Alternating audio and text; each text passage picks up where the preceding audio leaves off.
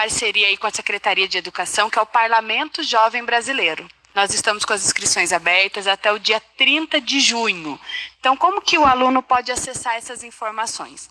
Entra no site da Câmara, aí vai ter lá embaixo no site Cidadania e você vai ter acesso a todos os dados. Lembrando que o PJB é necessário escrever um projeto. Porém, como nós temos até o dia 30, nós temos tempo suficiente para as inscrições. Tá ok, professor? Muito bom, é sempre bom lembrar a participação de vocês, participem, se inscrevam, é muito legal participar dessas questões aí do parlamento, vocês acabam tendo um pouco da ideia do que é a questão política aqui no Brasil, né, professor? Então, isso aí é importante vocês participarem, se inscrevam. Exatamente, professor. Então fica aí a dica para vocês, alunos. O PJB está com as inscrições abertas. Tem um guia lá super bacana, dando passo a passo para que vocês consigam se inscrever. Tá ok? Então agora nós vamos para a nossa aula, né, professor? Da primeira série do ensino médio. Então vai aparecer aí para vocês na tela o tema da nossa aula de hoje. A nova ordem mundial e suas diferentes formas de poder, né? Uma aula da primeira série do ensino médio do primeiro bimestre. No próximo slide, nós vamos ter aí as informações da nossa equipe. Professor Antônio, que está aqui, que é da COPED, do Centro de Mídias, e essa aula ela foi feita com a colaboração das professoras, né? Andréia e Mariana, que também fazem parte da COPED, eu, que sou a professora Milene, e o professor Sérgio, da MIAT. No nosso próximo slide, nós vamos ter aí as informações da nossa aula, qual é a habilidade, qual é o tema que nós vamos trabalhar hoje. Então, a habilidade do currículo é aplicar o conceito de ordem mundial, considerando as diferentes formas de poder entre as nações. E o tema e conteúdo é geopolítica do mundo contemporâneo, o papel dos Estados Unidos da América e a nova desordem mundial, conflitos regionais e os desherdados da nova ordem mundial. Então vamos lá, professor, o que nós temos para essa aula maravilhosa de hoje? Então, antes de nós entrarmos aí na questão da nova ordem mundial, né, que é após a Guerra Fria, vamos falar um pouco aí sobre a desintegração da União Soviética. Então vocês vão ver a introdução aí na tela, quais são várias as causas da desintegração aí da União Soviética. Mas eu coloquei aí essas daí que eu considero as mais importantes. A primeira delas é a questão do autoritarismo e a centralização do poder. A gente vale lembrar que no decorrer da história da União Soviética, ela era um império, né, o Império Russo. E com o Império Russo, ele anexou vários territórios no seu continente. Até a questão da Revolução Russa, que acontece em 1917, e posterior a isso, a questão da unificação das 15 repúblicas soviéticas, perfazendo aí a União Soviética. Eu vou deixar até uma pergunta para vocês aí, para vocês estarem pensando, depois eu vou pedir para vocês responderem no chat aí, junto com a atividade que vocês vão fazer. Existe uma sigla que define a questão da União Soviética, que é a URSS. Eu gostaria que vocês respondessem no chat para nós o que significa essa sigla, tudo bem? Já depois dessa questão aí do autoritarismo, nós temos a centralização e a burocracia, né? Essa questão da burocracia, ela acontece muito em países estatais, né, que tudo se centraliza no governo. Então, quanto mais a centralização das questões burocráticas, maior é a deficiência do Estado, né? Isso acontecia muito com a União Soviética e acontece com outros países ainda nos dias de hoje.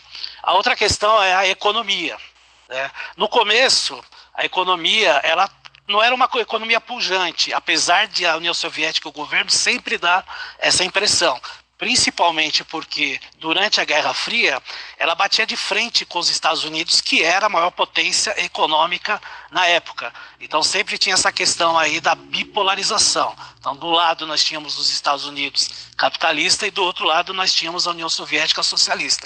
Então até um certo período, né, até o período mais ou menos da década de 1970, né, finalzinho dessa década, ainda a União Soviética conseguia se manter economicamente e associar os seus países aí que faziam parte aí do Pacto de Varsóvia, que era um acordo militar entre países aí socialistas do leste europeu. Tudo Bem, então essa economia ela começa a ficar estagnada com o passar do tempo, né? Quando a gente fala em estagnar, na verdade ela ficou obsoleta. Eu sempre dou um exemplo nas aulas da seguinte maneira: quando você vai numa loja, você vai ver dois produtos lá. Você vai ver um carrinho de controle remoto, que é produzido pelos países capitalistas, e do lado você vai ver um carrinho de madeira, que é produzido aí pelos países socialistas. Qual você escolheria? Então, a modernização das empresas, principalmente do Ocidente e dos países capitalistas, né, com evoluções tecnológicas, fizeram com que os países do leste europeu, principalmente a União Soviética, ficasse defasada e estagnada nesse processo industrial, o que ocasionou um déficit econômico muito grande e o passar do tempo, a falta de manutenção desse bloco socialista. Tudo bem? Outro fator que eu acho extremamente importante é a questão da melhoria na educação. Nós sabemos aqui que na Guerra Fria nós tivemos duas corridas entre Estados Unidos e a União Soviética, que é a questão da corrida armamentista e a corrida espacial. Essas duas corridas fizeram um grande desenvolvimento tecnológico desses dois países. Então agregaram muitas influências na questão da educação. Se você tem um desenvolvimento elevado da tecnologia, isso vem da escola, vem das universidades, vem das escolas, e isso era importantíssimo para os soviéticos. Consequentemente, as pessoas começaram a se intelectualizar, a ter melhores informações dos aspectos econômicos e políticos do mundo, o que faz uma geração de conflitos de ideias entre o passado da União Soviética, o presente e o que será do futuro da União Soviética pela defasagem tecnológica das indústrias, porque o governo se preocupava muito com as indústrias de base, principalmente as indústrias armamentistas, indústrias que produziam produtos para esse termo. Tá? A outra questão que foi praticamente o pontapé inicial para a desintegração da União Soviética é a entrada de Mikhail Gorbachev no governo soviético em 1985. E ele implantou duas reestruturações aí que a gente acaba sempre falando. A questão da perestroika.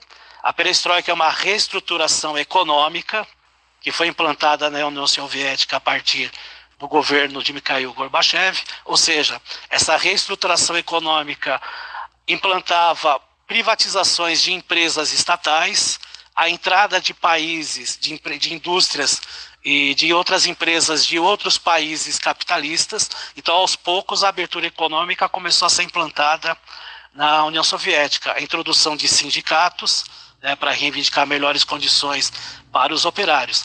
A outra reestruturação foi a questão aí da glasnost, que é a abertura política. A abertura política ela foi implantada na União Soviética porque havia somente um partido, que era o Partido Comunista Soviético, na qual o Mikhail Gorbachev era secretário-geral. Então ele implantou uma abertura começando pelo legislativo e depois foi abrindo todas as questões políticas na União Soviética. Então esses fatores aí fizeram com que outras repúblicas soviéticas entrassem em atrito com a principal república, que era a Rússia.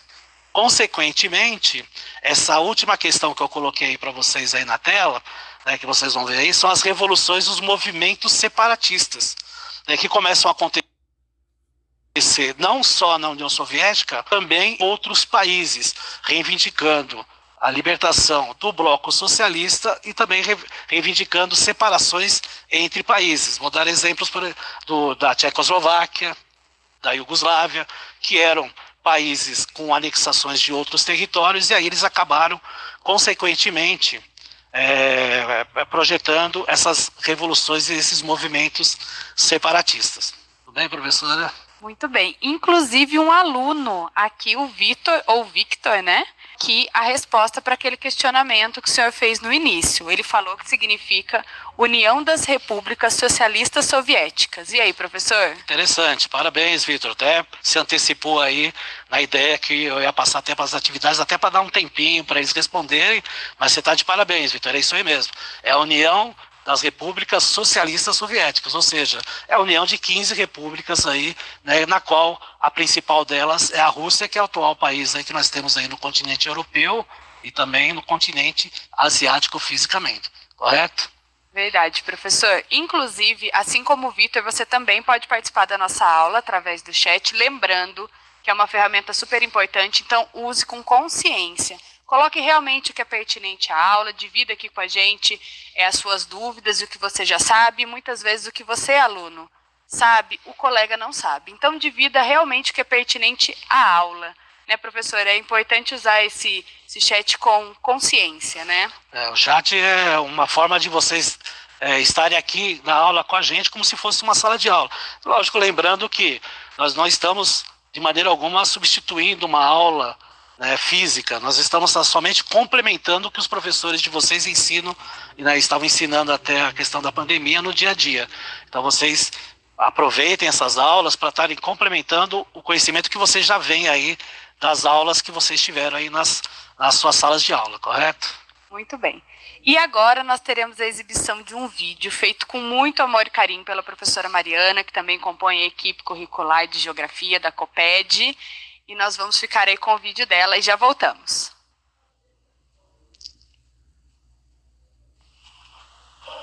Olá, pessoas! Tudo bem? Aqui é a professora Mariana. Vocês já devem ter visto nessa aula que o mundo pode ser dividido entre Oriente e Ocidente a partir de um meridiano. Mas você sabia que essa divisão já foi feita por questões geopolíticas? Pois é. Vamos olhar rapidinho para a divisão entre Oriente e Ocidente que ocorreu durante a Guerra Fria. Vamos lá?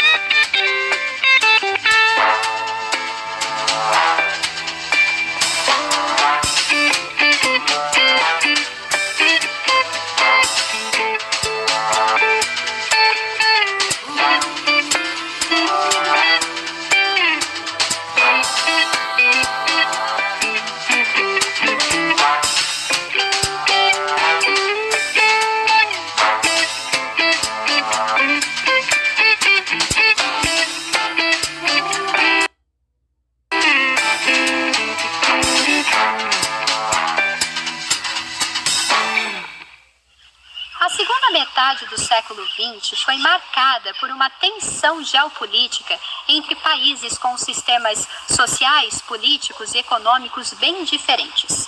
O capitalismo, representado nesse momento pelos Estados Unidos da América, e o socialismo, representado pela União das Repúblicas Socialistas Soviéticas, mais conhecida como União Soviética. Nesse contexto, as palavras Oriente e Ocidente não significavam uma divisão física, mas sim uma divisão geopolítica. O Ocidente representava os países alinhados aos Estados Unidos e ao sistema capitalista, enquanto o Oriente representava os países alinhados à União Soviética e ao sistema socialista. Algumas dessas associações envolviam acordos oficiais.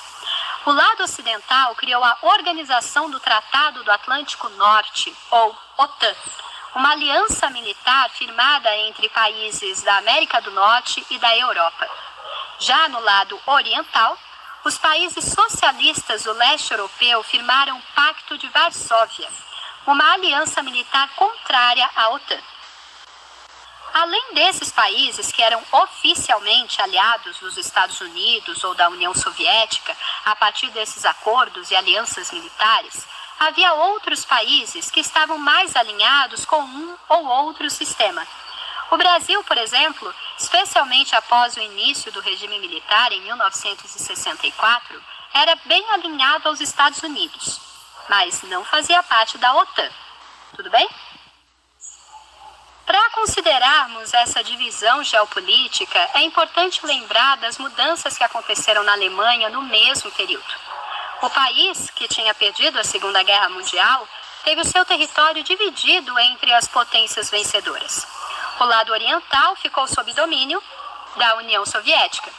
Já o lado ocidental ficou sob controle dos Estados Unidos e seus aliados, Reino Unido e França. Até a capital, Berlim, foi dividida e teve um muro construído separando o seu lado ocidental e capitalista do resto da Alemanha Oriental. Nesse período, em que o mundo estava basicamente dividido entre a influência de duas grandes potências, os Estados Unidos da América, do lado capitalista, e a União Soviética, do lado socialista, é o que chamamos de mundo bipolar. É isso. Bastante coisa, não é? Vamos fazer uma atividade de revisão, então, rapidinho. Aqui na tela vão aparecer algumas coisas e você deve tentar identificar onde elas pertenciam durante a Guerra Fria. Se do lado oriental ou do lado ocidental. Vamos lá?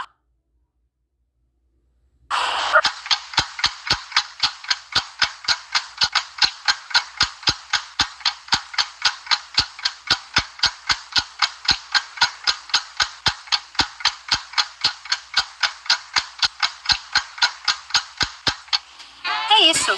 Espero que vocês tenham gostado. Para aprofundar mais os seus estudos sobre esse tema, vale a pena pesquisar em casa quais são as principais características desses dois sistemas, o capitalista e o socialista. Boa aula e até uma próxima vez. Tchau. Muito bem, estamos de volta. Obrigada, professora Mariana, pela contribuição com esse vídeo maravilhoso. Eu acho que ficou muito claro aí para vocês. Ela fez uma apresentação onde ela conseguiu contextualizar, né, esse momento histórico e geográfico. E agora eu passo para o professor Antônio, que está cheio aí de expectativas. Eu já estou vendo aí que tem um mapa, né, professor? Tem bastante mapa aí para a gente estar observando. Quero agradecer também a professora Mariana aí pela ajuda aí, explicando muito bem e claramente aí como foi, né, a questão aí da Guerra Fria. Como vocês já viram aí a questão da Guerra Fria, a desintegração da União Soviética. Agora nós vamos entrar no assunto aí da nova ordem mundial, começando aí com esse mapa que vocês vão observar na tela, que divide o planeta em duas partes latitudinais. Então vamos lá ver lá o mapa. Ela mostra a regionalização socioeconômica, que na realidade essa regionalização ela já tinha sido implantada, né, já no período da Guerra Fria, né, mais ou menos na década de 70, né, meados da década de 70 já haviam feito essa separação dos países do norte como sendo países desenvolvidos, né, e do hemisfério sul sendo considerados aí países subdesenvolvidos. Vocês observam aí a linha, né, que é uma suposta linha do Equador, mas totalmente diferente da nossa linha do Equador, porque eles mostram os países que são países desenvolvidos, que estão lá em rosa, né? E aí nós temos dois países que estão no hemisfério sul, que eles são países desenvolvidos. Então não tinha como fazer uma linha reta, como é a linha do Equador, essa linha imaginária que a gente tem, porque teve que colocar aí a Austrália e a Nova Zelândia como sendo países do hemisfério norte. E na questão aí dos países verdes, são os países subdesenvolvidos, os países aí que tiveram um atraso na industrialização e que boa parte deles ainda fazem parte da economia do setor primário. Vocês vão ver aqui uma tabela, né, caracterizando cada um deles. Então nós temos aí os países do norte, que tem a característica de ser países ricos, desenvolvidos e industrializados. Nós temos muitos deles aí, né, começaram aí na Revolução Industrial e na Segunda Revolução Industrial. A primeira Revolução Industrial que foi na Inglaterra e depois seguiu aí com outros países desenvolvidos. No sul nós temos os países pobres, subdesenvolvidos ou em processo de desenvolvimento, agrários ou em processo de industrialização. Estou citando essas características como eram dadas naquela época. Hoje nós não citamos dessa maneira aí, que até a ONU e outros países consideram como situações aí preconceituosas. A segunda característica dos países do norte são que eles são altamente industrializados, com grandes investimentos em pesquisas científicas. Então são países aí que eles acabam aplicando 3 a 10% do seu PIB, né, em cima de pesquisas e de inovações tecnológicas, diferentemente do que acontece com os países menos desenvolvidos, que acabam pagando dívidas externas ou outros pagamentos, né, eles levam esse dinheiro do PIB para outras situações que acabam agravando aí a questão social e econômica do país.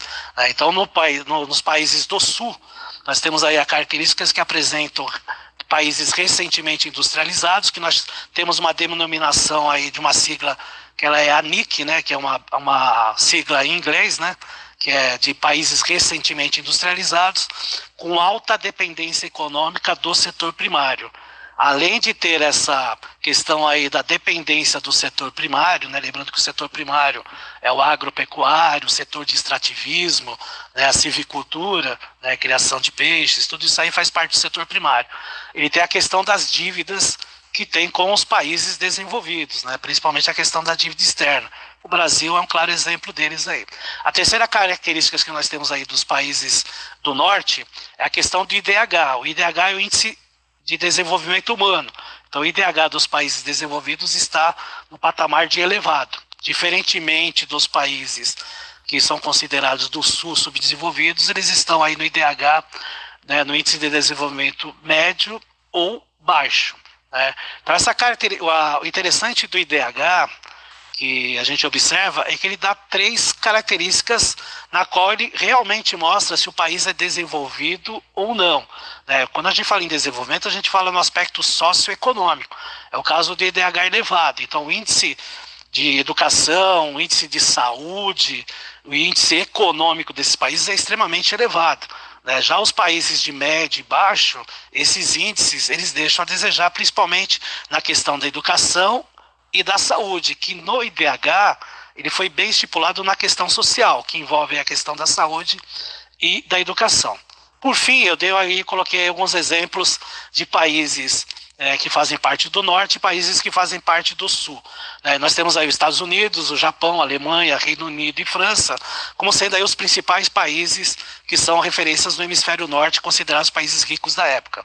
E nós temos no sul os países da América Latina, da África e da parte da Ásia. Então a gente observa que grande parte dos países fazem parte do hemisfério sul em continentes. Então quando a gente fala países que pertencem ao sul, países pobres, na verdade a gente fala continente africano, né? A gente fala o continente da América Latina, e tem uma parte da Ásia que está envolvida nessa relação. Quer falar alguma coisinha, professora? Muito bem. Só reforçando que nessa regionalização, o Brasil ele se encontra aí na porção sul, né, professor? Então, nós somos aí um país em desenvolvimento ainda, com atividades voltadas ao setor primário, mas, lembrando, em desenvolvimento, né? Exatamente. Nós estamos aí, infelizmente, apesar que hoje a gente não fala mais isso, a gente chama o Brasil de país emergente. Só precisa ver de onde que é emergente, né? Tudo bem?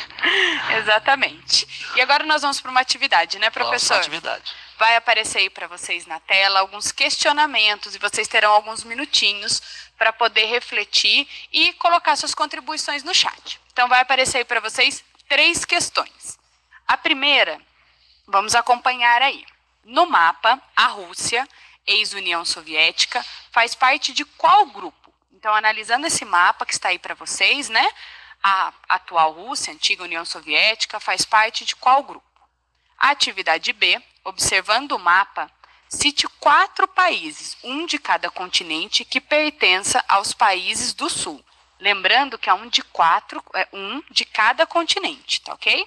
E a atividade C, cite 2 características dos países do norte e 2 características dos países do sul. Essa tá fácil, hein, professor? Tá fácil, né? Tá fácil. Acabou de falar. Eu acho que na próxima a gente tem que dar uma dificultada. O que o senhor acha? Vamos facilitar agora para depois a gente começar a dificultar para os alunos acostumarem também com a gente. Lembrando que essa atividade, essa habilidade, esse conteúdo cai muito, né, em vestibular, em concurso, então vale a pena prestar bastante atenção nessa atividade. Então vai ficar aí para vocês na tela por alguns minutos essa atividade, já eu e o professor Antônio retornaremos, tá ok? Até daqui a pouco.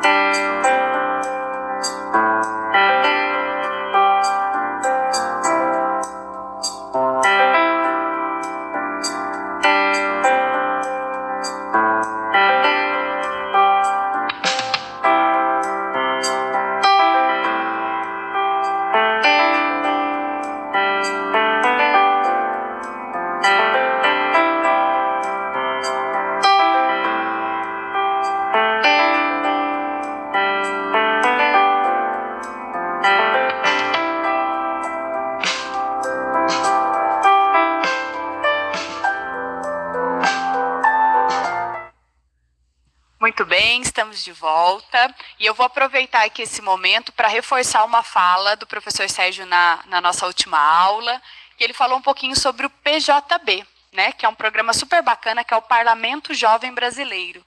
Ele está com inscrições abertas até o dia 30 de junho.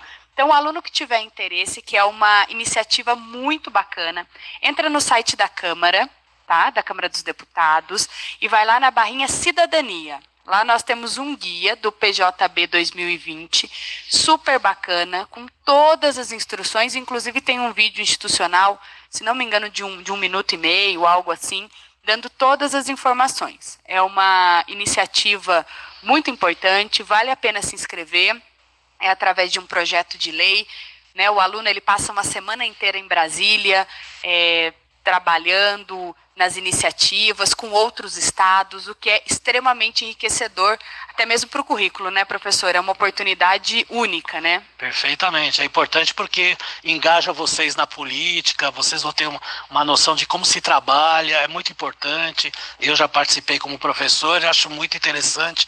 Vocês se inscrevam. Vale a pena, mas façam a inscrição, participem que vai ser importante para vocês. Verdade. Então, só lembrando que as inscrições estão abertas até o dia 30 de junho, tá? Não deixa escapar. Aproveita a pandemia, fique em casa, faça o projeto. E agora, professor, nós vamos para as nossas contribuições aqui do chat, que nós tivemos vários alunos contribuindo aí com as nossas questões. Então, vamos lá, vamos ver o que o pessoal escreveu. Vamos lá. Para nossa questão A, para a nossa primeira questão, eu vou até fazer a leitura da questão aqui para a gente poder ir acompanhando. Vai aparecer para vocês na tela os questionamentos só para a gente acompanhar. No mapa, a Rússia, ex-União Soviética, faz parte de qual grupo? Aí colocaram como resposta, a maioria dos alunos colocou como norte. E aí, professor? Perfeito. Apesar da Rússia atualmente ser considerada um país emergente como o Brasil, né, ela é considerada aí, por questões de ter um desenvolvimento bélico, que vem aí da Guerra Fria, de ser considerado aí dos países ricos, mas lembrando, ele é um país emergente, tá? Não é a mesma coisa dos outros países. Muito bem. Aí, para a questão B, observando o mapa, cite 4 países, um de cada continente, que pertence aos países do Sul, os alunos colocaram aqui Brasil, Angola, México, África do Sul, colocaram também Índia, Venezuela. E aí, professor, esses países estão corretos? Corretíssimos, né? Cada país aí no seu significado aí no seu continente. Só esqueceram da Oceania, né, professora Milene? Esqueceram da Oceania. O novíssimo continente, tem um país lá que chama Papua Nova Guiné. Faz até uma divisa aí com as ilhas da Indonésia. Só que a Indonésia pertence à Ásia e Papua Nova Guiné pertence à Oceania. Perfeito? Exatamente. Até uma coisa importante, porque às vezes quando o aluno vai produzir um mapa, vai trabalhar com mapa, às vezes ele acha que é uma coisa única, né? Exatamente. E não é. Lembrar disso. E aí, para o nosso último questionamento, cite 2 características dos países do norte e 2 características de países do sul. Olha que bacana, nós tivemos aqui alguns alunos que acertaram em cheio. Um aluno colocou assim, que os países do norte são países desenvolvidos, ricos com IDH alto, e os países do sul são países com IDH baixo, considerados aí pobres. Está certo, professor? Tá perfeito. Prestou bastante atenção na aula, isso é importante. Os países desenvolvidos são países que têm aspectos, de desenvolvimento econômico, alta tecnologia, industrializações. Os países considerados países pobres na época, países menos desenvolvidos, setor agrário, dependência do setor agrário, dependência de políticas econômicas externas. Então, tá de parabéns aí quem participou do chat aí, responderam corretamente. Muito bem, professor. Então, gostaria mais uma vez de agradecer os alunos. Utilize essa ferramenta com responsabilidade. E vamos dando início aí vamos dar continuidade, né, professor, à nossa aula. E o que nós temos agora nesse momento? Então, agora nós vamos falar sobre a questão do movimento aí da nova ordem mundial, né? Nós vamos ter aí na imagem de vocês na tela, né, uma imagem que vem do poderio dos Estados Unidos na América, né, conhecida aí como Pax Americana, né? A palavra Pax é do latim, né, quer dizer paz, né, uma suposta paz americana dos Estados Unidos na América Latina. Então vocês estão observando aí os Estados Unidos, né, apontando a arma aí para os europeus, né, que isso aí retrata muito a questão da doutrina Monroe, né, que é a doutrina aí da América para os americanos, a questão do Big Stick, né, então tudo isso aí dando uma referência do poderio americano na América Latina, ou seja, os europeus não voltam mais a colonizar a América Latina, mas em contrapartida nós temos aí uma dependência econômica dos Estados Unidos. Então a Pax Americana, ela retrata isso até hoje. Várias doutrinas foram implantadas pelos Estados Unidos, né, em todo o mundo. Né, nós tivemos aí a doutrina Monroe, como eu citei para vocês, no século XIX. Nós temos outras doutrinas, a doutrina de Truman, que foi da Segunda Guerra Mundial. Nós temos a doutrina Bush, que tem a ver com a questão do terrorismo, principalmente com a queda das duas torres gêmeas. Então veja que os Estados Unidos ele acaba implantando várias doutrinas aí para mostrar essa dominação, entre aspas. Na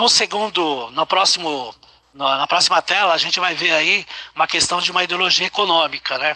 É a questão do neoliberalismo. Né? Essa denominação de neoliberalismo, ele demonstra aí a doutrina econômica, que tem, né, uma participação dos antigos ideais do liberalismo, mas ele diferencia o liberalismo a questão, né, o Estado não intervém, mas ele agencia. Né? Então, o diferencial do liberalismo, né, que aparece muito aí no século XIX e vai até a quebra da Bolsa de Nova York em 1929, né, ele tem a questão da não influência dos Estados Unidos, a não influência do governo na economia. O neoliberalismo, ele também fala da não intervenção estatal, só que ele tem a questão das agências. Essas agências elas acabam aí fazendo uma regulação econômica no país, principalmente na questão de taxações. Então é o que nós chamamos aí das ANAs, né? Anatel, ANEL, né? Anatel, Agência Nacional de Telecomunicações, ANEL, Agência Nacional de Energia Elétrica. Elas são agências que regulam a questão aí da cobrança de taxas. O próximo slide que vocês vão ver na tela aí é a questão da multipolarização. Lembra que vocês viram, bipolarização é o domínio aí dos dois países que eram superpotências na época, né? Que eram os Estados Unidos capitalista, a União Soviética socialista.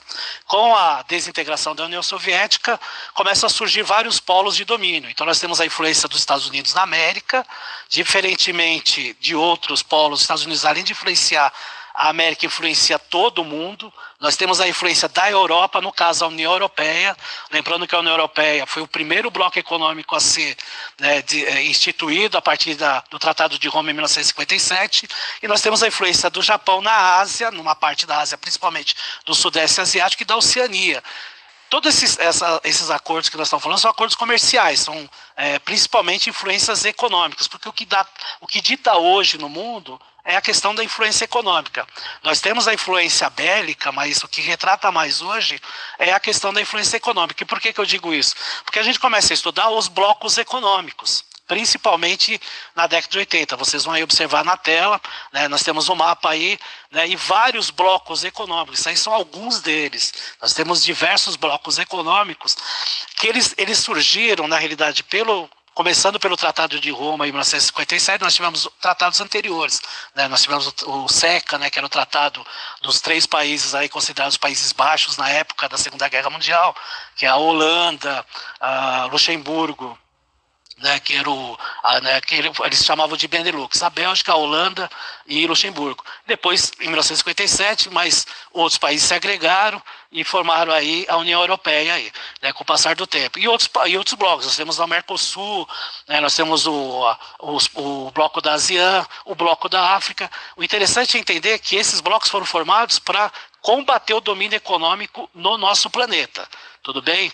Que é uma questão que depois nós vamos ter outras aulas para falar sobre os blocos econômicos. Perfeito, professora? Muito bem, professor. Alguns alunos colocaram aqui se o Brasil faz parte do Mercosul, professor. O Brasil, além de fazer parte do Mercosul, ele é o principal país do Mercosul. Tem que lembrar que o Brasil é considerado o império da América Latina, apesar de todos os seus problemas. Entenderam? Então, o Mercosul ele foi um tratado, que é o Tratado de Assunção em 1991, e o Brasil encabeça, junto com a Argentina, junto com o Uruguai, com o Paraguai e depois, posteriormente, a Venezuela, né? Mas ele é o principal país econômico desse bloco econômico aí, né? O Mercosul.